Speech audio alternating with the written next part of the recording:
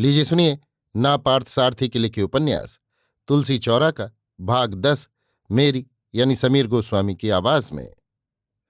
एक स्त्री और पुरुष बिना किसी रिश्ते के साथ साथ रहने लगे, इसे शंकर मंगलम जैसा भारतीय गांव बहुत दिनों तक नहीं पचा सकता। तिस पर वो विदेशी युवती हो तो फिर अफवाहों की तो कोई सीमा ही नहीं रहती।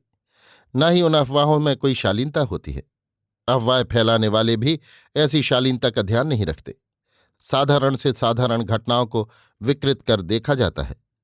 रवि और कमली के बारे में कुछ खुसुर फुसुर फैली हुई थी, पर उसका आधार नहीं था। पर एरेमुडी मणि की गोष्ठी में भावी बहू के रूप में उसका परिचय करवाया जाना, फिर रवि के हाथ मालार्पण किया जाना, इन तमाम बातों ने अफवाहों को तूल दे डाला था। शर्मा जी से ही खास लोगों ने इस बारे में सीधे पूछ लिया। शर्मा जानते थे कि बातों को छिपाने की आदत देशिका मणि में नहीं है, पर उन्होंने निश्चय किया कि इस संदर्भ में भी इरेमुडी मणि से बातें करेंगे। कमली और रवि को मंदिर भिजवाकर शर्मा जी इरेमुडी मणि से मिलने निकले। पहली दुकान गए, वहां वो नहीं मिले। दामाद ही बैठा था। उसी ने बताया कि वे लकड़ी की टाल में ही हैं। दुकान में काफी भीड़ थी। साफ लग रहा था कि सीमा वैयर के प्रचार का कोई असर नहीं हुआ। अच्छी चीजें और सही दामों की वजह से दुकान चल निकली थी। ग्राहकों के प्रति विनम्र भाव से इरेमुडी मणि का दामाद पेश आता था। शर्मा जी ने औपचारिकतावश पूछ लिया, कैसी चल रही है? बढ़िया चल रही है। शर्मा जी वहां से इरेमुडी मणि के पास पहुंचे। ट्रक से लकड़ियां उतर रही थीं। देश का मणि, अकेले में बातें करनी है। यहां तो भीड़ है, घाट पर चलें। बस 10 मिनट बैठ जाओ, अभी निपटा देंगे। 10 ही मिनट में इरेमुडी मणि लौट आए। दोनों बतियाते हुए घाट तक पहुंच गए। इरेमुडी मणि को एक जगह बिठाकर शर्मा ने संध्या वंदन समाप्त किया। इरेमुडी मणि उनके लौटने की प्रतीक्षा करते रहे। आते ही शर्मा ने बात शुरू की। कमली को और मुझे वकील का नोटिस भिजवाया गया है। मैंने ये बात वेणु काका और तुम्हें ही बताई है। कैसा नोटिस? किसने भिजवाया है? किसका नाम लें? यहीं के लोग हैं।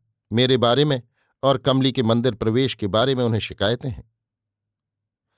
एक बात कहूं यार, तुम्हारी जात वाले जलन के सिवा कुछ नहीं करते। अब तो मंदिर में जाने वाले ही कम होते जा रहे हैं। जो लोग श्रद्धा के साथ जा रहे हैं उन्हें तुम्हारे ही लोग रोकने लगे हैं। लगता है मेरे संगठन का काम अब ये लोग करने लगेंगे। सीमा वैयर ही फसाद की जड़ है। सामने मिलो तो इतने प्यार से बातें करेंगे कि बस। पीठ पीछे ये सारी करतूतें, लोगों को भड़काना। वो तो मरेगा कुत्ते की मौत, सपोले की तरह घूम रहा है गांव में। इस उसको भड़काने के अलावा आता भी है कुछ? हमारी दुकान को बंद करवाना चाहा, नहीं बना। लोग तो माल देखते हैं, आदमी को थोड़े ना देखते हैं। इस नोटिस में यह भी एक आरोप है।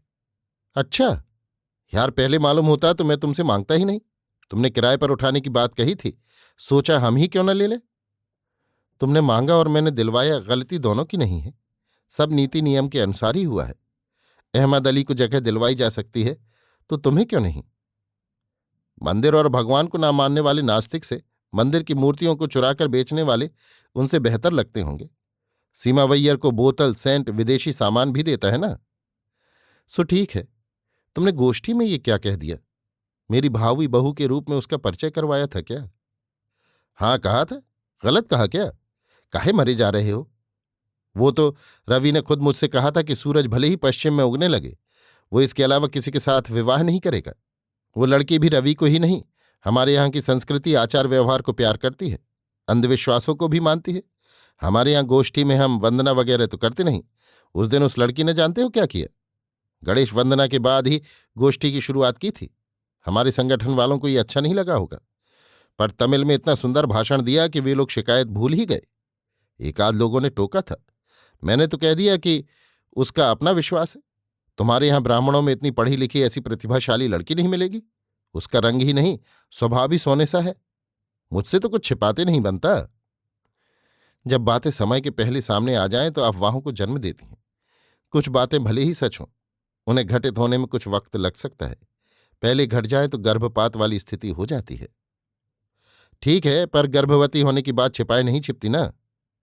शर्मा हंस पड़े। इरेमुडी मणि का तर्क कठोर था, आगे विवाद नहीं घसीटा। इरेमुडी मणि ने आगे कहा, यही नहीं विश्वेश्वर, भैया जी ने एक बात और कही है। एक दिन हम दोनों यहीं बैठे बातें कर रहे थे, तब मन खोलकर कई बातें कहीं। वो लड़की अंगूठी बदलने वाला विवाह नहीं चाहती, यहां की तरह शास्त्र सम्मत विवाह करना चाहती है। मैंने कहा, ये तो पागलपन है।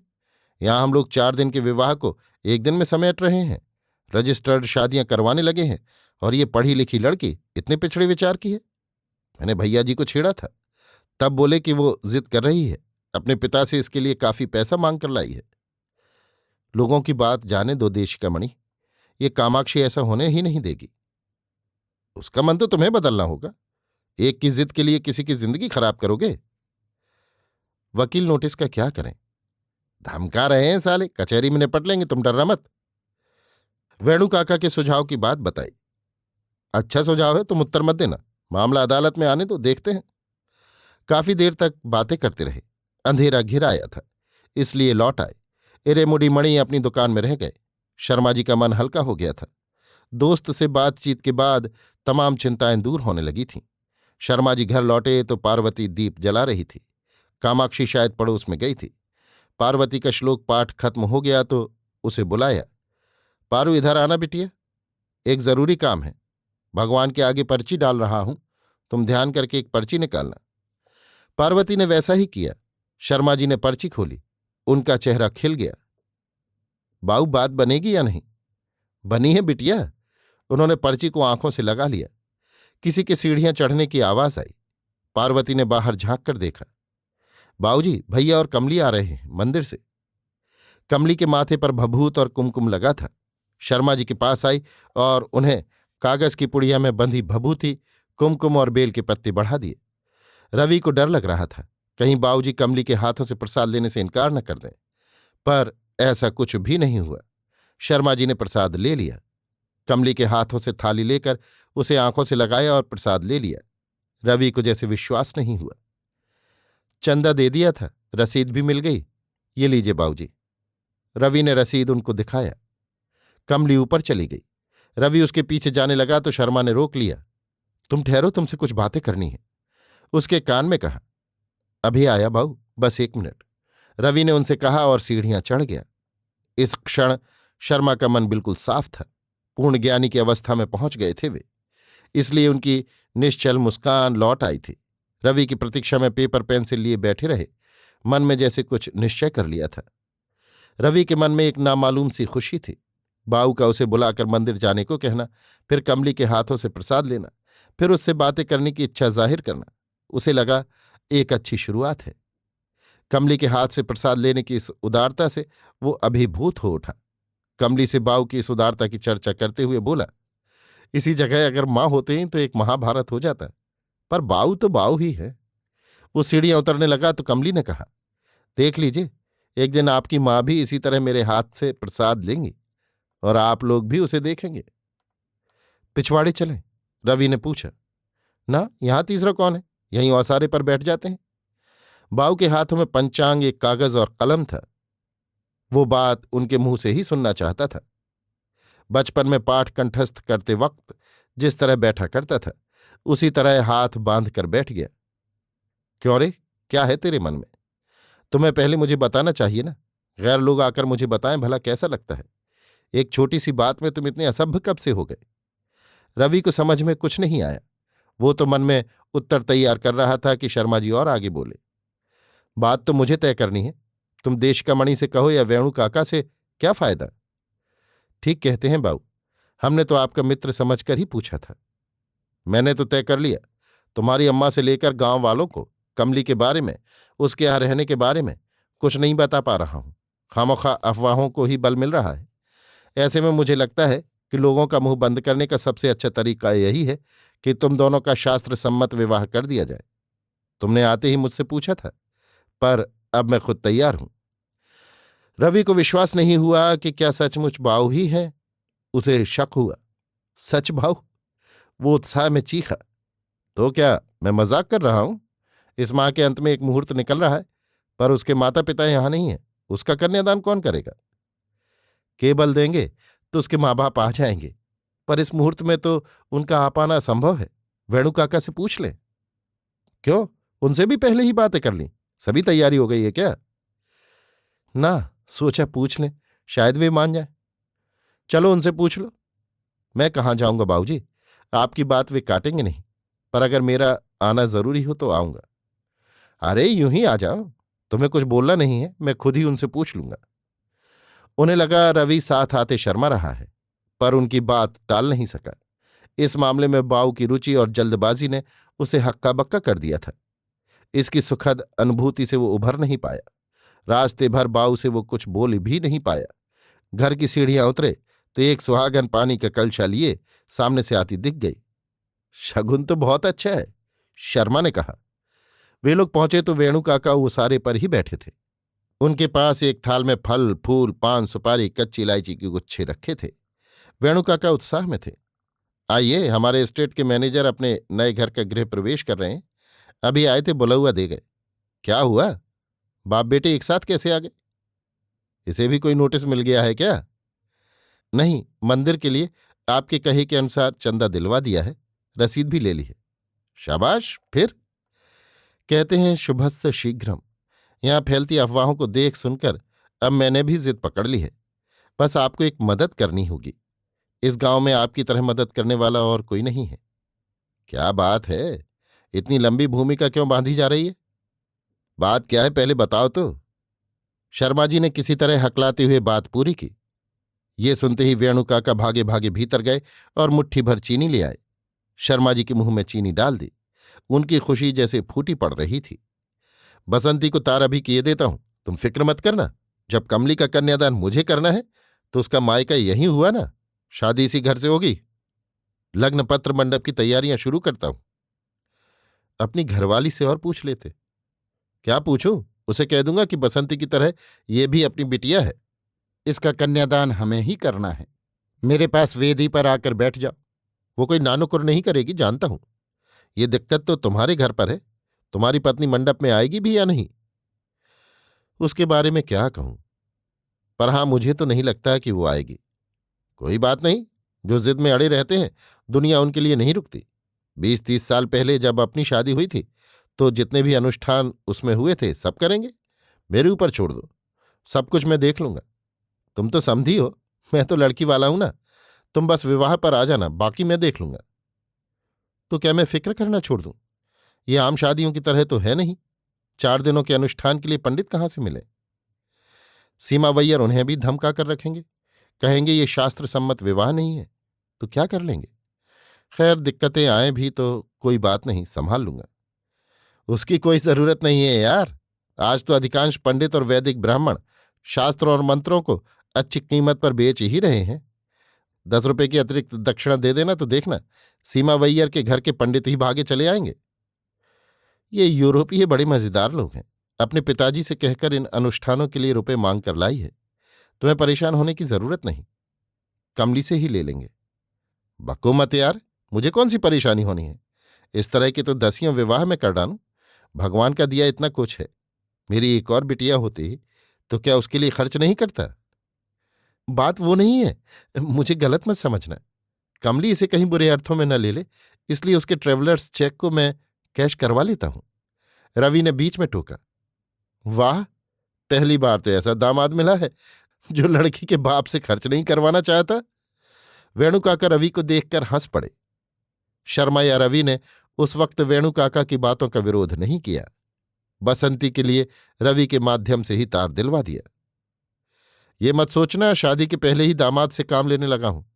जब विवाह शास्त्र सम्मत ढंग से हो रहा है तो कायदा यही कहता है कि कमली यहां आकर रहे। उसके लिए साथ की भी तो जरूरत है, इसलिए बसंती को तो बुलवाना पड़ेगा। वो यहां रहेगी तो अच्छा लगेगा। उसे तो इस विवाह में बहुत रुचि है। रवि निकल गया।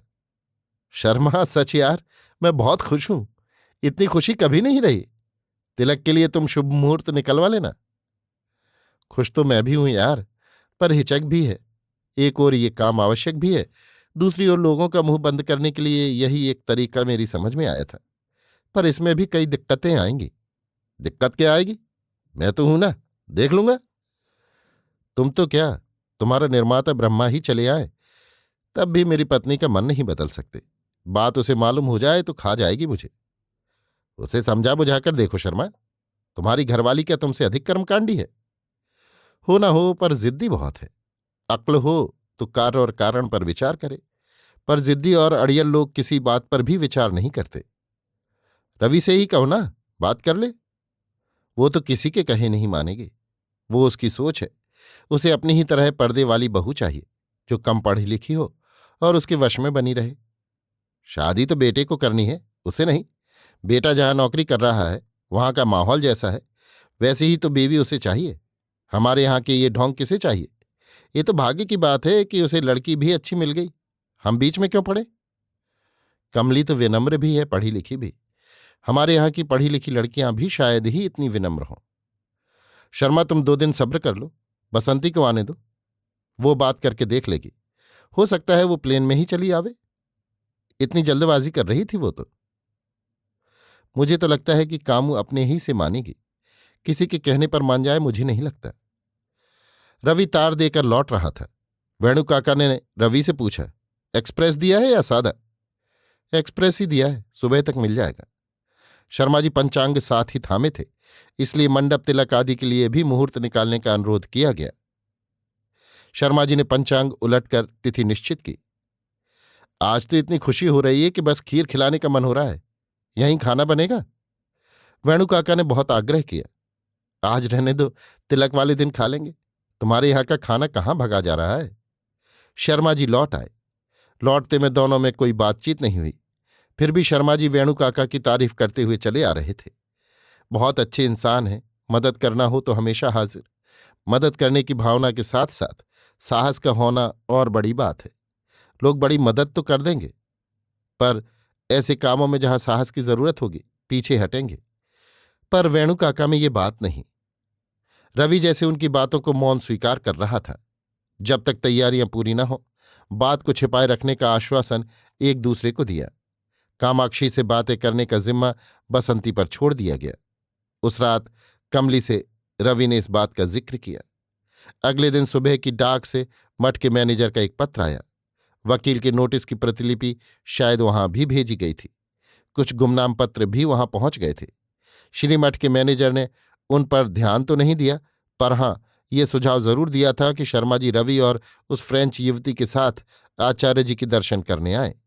उनके पत्र से लगा जैसे वो दर्शन ही उनके लिए परीक्षा की वो घड़ी थी जिसके उत्तीर्ण होने या अनुत्तीर्ण होने पर उनकी भावी जिंदगी प्रभावित होगी। शर्मा जी समझ गए कि ये पत्र आचार्य जी की इच्छा पर ही लिखा गया होगा। रवि को पत्र देते हुए बोले, उसे लेकर एक बार हो आओ, आचार्य जी का आशीर्वाद मिल जाएगा।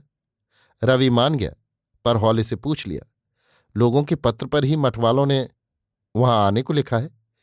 पता नहीं वहां क्या हो, वे बुला रहे हैं, आप भिजवा रहे हैं। हम लोग यही सोचकर जा रहे हैं कि महाज्ञानी पूर्ण दृष्टि वाले पुण्यात्मा के दर्शन होंगे। उसमें कोई कठिनाई तो नहीं होगी? कुछ नहीं होगा, हो आओ, उनका आशीर्वाद ले आओ। सोचने का या यात्रा की तैयारी का वक्त नहीं था। उसी दिन दोपहर वाली गाड़ी से निकल पड़े। अगले दिन सुबह 5:30 बजे ही वहां पहुंच गए। श्रीमठ और पुरातन मंदिरों के दर्शनार्थ आने वाले भक्तजनों और यात्रियों के लिए शहर में कुछ अच्छे लॉज और होटल बने हुए थे। उन्हीं में से एक जगह ठहर गए। नहा धोकर तैयार हो गए। होटल मैनेजर ने बताया कि यह शहर से 3-4 किलोमीटर दूर अमराई में आचार्य जी ठहरे हैं। चतुर्मास होने की वजह से वे मौन व्रत में हैं, केवल संकेतों में ही बातें करते हैं। भीड़ के पहले जल्दी निकल जाएं तो दर्शन आराम से हो सकते हैं। उसने स्वयं एक टैक्सी का प्रबंध कर लिया। कमली ने बंदेज की सूती साड़ी पहन रखी थी। माथे पर टीका और गीले बालों का जूड़ा बना लिया था। गोरा रंग, नीली आंखें और भूरे बाल न होते तो वो एक भारतीय स्त्री ही लगती। एक आध डायरियां उसने हाथ में रख ली। रवि ने जरी की किनारी की धोती उत्तरीय पहन लिया था। फलों की दुकान पर रुककर उसने फल और तुलसी की माला ले ली। पूर्व दिशा लाल होने लगी थी कि दोनों निकल पड़े। इतनी सुबह की ये यात्रा उन्हें बहुत पवित्र और निश्चल लगी। मन और देह शांत थे। इतनी सुबह भी अमराई के बाहर 4-5 टूरिस्ट बसें, 10-12 कारें, कुछ इक्के वाले खड़े थे। अमराई के बीचों बीच तालाब के किनारे एक पर्णशाला बनी थी जिसमें वे ठहरे थे। अगरुगंध, कपूर और चंदन की मिलीजुली महक वहां फैली हुई थी। कई पुरुष और स्त्रियां दर्शनार्थ खड़े थे। रवि कमली के साथ श्रीमठ के संचालक के पास गया। उन्होंने उनका स्वागत किया और कुशल क्षेम पूछ लिया। सहसा कमली को देखकर बोले, आपको संस्कृत के शास्त्रों से और भारतीय संस्कृति के प्रति इतना लगाव है, ये सुनकर आचार्य जी को बहुत प्रसन्नता हुई। कमली और रवि को पहली बार एहसास हुआ कि उनके बारे में पहले ही चर्चा की जा चुकी है। उन्होंने कमली को बताया कि चूंकि वे चतुर्मास व्रत में हैं, संकेतों से ही बात करेंगे। वकील के नोटिस के बारे में या उन गुमनाम पत्रों के बारे में कोई बातचीत नहीं हुई। दर्शनार्थियों की भीड़ में वे भी शामिल हो गए। एक यूरोपीय युवती को भारतीय परिधान में वहां आया देखकर बाकी लोगों की जिज्ञासा फैल गई। कुछ ने रवि से पूछ लिया, कुछ लोगों ने कमली से पूछा, पर कमली ने तमिल में ही उत्तर दिया। कमली के आसपास महिलाओं की भीड़ लग गई। वहां के लोगों ने बताया कि आचार्य जी जाप कर रहे हैं, पर्णशाला लौटने पर दर्शन होंगे। सुबह खिल आई थी, पक्षियों की चहचहाहट फैल रही थी। श्रीमठ के संचालक उनके पास आए। आप लोग सीढ़ियों के पास आ जाएं, आचार्य जी के पास जाकर बैठें, बातें वहीं हो जाएंगी। दोनों वहीं पहुंचे। अब वे सीढ़ियों पर ही बैठे थे। उन्हें देखकर लगा कि जैसे तालाब में खिले कई कमलों में से एक कमल सीढ़ियों पर आकर बैठ गया है। पूर्व में सूर्योदय हो रहा था। सीढ़ियों पर बैठा ज्ञान का सूर्य उसका स्वागत कर रहा था। उनके पैरों के पास फलों की थाल रखकर रवि और कमली ने साष्टांग प्रणाम किया। उनका दायां हाथ आशीर्वाद की मुद्रा में उठ गया। रवि ने आदतन ये सोचकर अपना परिचय देना चाहा कि शायद वे पहचान न पाए हों। शंकर मंगलम विश्वेश्वर शर्मा के। उन्होंने मुस्कुराकर हाथ से संकेत किया और बैठने को कहा। कमली ने एक पृष्ठ खोल लिया और उनके चेहरे को ध्यान से देखने लगी। उसी तरह प्रसन्न मुद्रा में उन्होंने उसे पढ़ने का संकेत किया। कमली ने कहा, मेरा जो थोड़ा बहुत ज्ञान है उसके आधार पर कनकधारा स्त्रोत सौंदर्य लहरी का फ्रेंच में मैंने अनुवाद किया है। आप सुनेंगे तो कृपा होगी। वे मुस्कुराए। उन आंखों में ज्ञान और करुणा का अथाह सागर था। उसने पहले संस्कृत में पढ़ा और फिर फ्रेंच अनुवाद पढ़ा। रवि उन दोनों के बीच पवित्र साक्षी की तरह बैठा हुआ था। सीढ़ियों के ऊपर भक्तों की भीड़ लग गई। एक यूरोपीय युवती द्वारा सौंदर्य लहरी का स्पष्ट उच्चारण, फिर उसका फ्रेंच अनुवाद सुनकर भीड़ ठगी सी खड़ी रह गई। उनके लिए ये अभूतपूर्व अनुभव था। एक आध जगह फिर से पढ़ने का संकेत किया। वो उनके संकेत करने पर रोक लेना चाहती थी, पर वे तो सुनते ही चले गए। समय का किसी को ध्यान नहीं रहा। सौंदर्य लहरी और कनकधारा स्त्रोत समाप्त करने पर उसके पृष्ठ बंद कर लिए। आचार्य जी ने संकेत से पूछा, कुछ और काम चल रहा है? कमली संकेत समझ गई। भज गोविंदम का अनुवाद कर रही हूं। मुंह पर हथेली रखकर बात करने की उस विनम्रता पर सब मुग्ध हो रहे थे। आचार्य जी ने संकेत किया कि भज गोविंद से भी एकाध अनुवाद सुना दे। पुनरपि जन्म पुनरपि मरणम पुनरपि जननी जठरे शयनम का फ्रेंच अनुवाद सुनाया।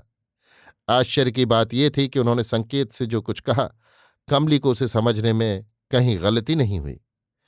महात्मा अपने विचारों को बगैर शब्द के ही दूसरों को समझा सकते हैं। शब्द और कान, इनका उपयोग तो अज्ञानियों के लिए है। महात्मा इन दोनों माध्यमों के बिना ही अपने विचारों का संप्रेषण कर देते हैं। बहुत देर के बाद उनकी दृष्टि रवि पर गई। अपने विनम्र भाव से अपने और कमली के विषय में कुछ सूचनाएं दी। फ्रांस में भारतीय भाषाओं के छात्रों के विषय में बताया। कमली की विशेषताओं का जिक्र किया। फलों के थाल में से एक अनार, सेब और तुलसी की माला आचार्य ने उठाई। रवि के हाथ में सेब और कमली के हाथ में अनार रख दोनों को आशीर्वाद दिया। साष्टांग प्रणाम करके वे लौटने लगे थे कि कमली ने सहसा अपना फोटोग्राफ उनके सामने कर दिया। रवि चौंक गया। ऐसी कोई प्रथा यहां प्रचलित नहीं है। पता नहीं आचार्य जी बिगड़ जाएं तो। पर उन्होंने मुस्कुराते हुए कुमकुम और अक्षत को पृष्ठ पर बिखेर दिया। फिर आने का संकेत भी किया। रवि ने ऊपर आकर घड़ी देखी। 11:15 हो रहे थे। अमराई में अभी धूप नहीं पसरी थी। मैनेजर प्रसाद और प्रकाशित पुस्तकें ले आए। बोले, आचार्य जी कलम उठाकर हस्ताक्षर कभी नहीं करते, पर इनके ऊपर उनकी कृपा रही, इसलिए अक्षत और कुमकुम उस पर बिखेर दिया। इसके पहले कईयों ने इस तरह मांगे हैं। तब वे संकेत से उन्हें जाने को कह देते, पर आज पहली बार हंसकर अक्षत कुमकुम बिखेर दिया। आप सचमुच भाग्यशाली हैं। वे लोग लौटने लगे तो बोले, जब सौंदर्य लहरी कनकधारा स्त्रोत फ्रेंच में अनुदित कर छप जाए तो एक प्रति जरूर भिजवाएं। रवि और कमली होटल में कॉफी पी रहे थे तो मठ का चपरासी एक बड़ा लिफाफा उन्हें दे गया। लिफाफे पर बाऊ का नाम था। अभी आप सुन रहे थे ना पार्थ सारथी के लिखे उपन्यास तुलसी चौरा का भाग 10 मेरी यानी समीर गोस्वामी की आवाज में।